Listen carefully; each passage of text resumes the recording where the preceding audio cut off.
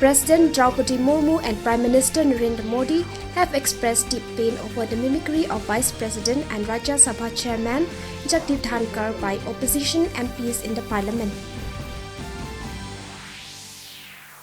Union Health Minister Dr. Mansukh Mandavia today asked all the states to take all the preventive measures amid the upsurge of COVID-19 cases in the country. The government has said that the country will be able to attain installed nuclear power capacity of 22,480 MW by 2031-32 from the present capacity of 7,480 MW.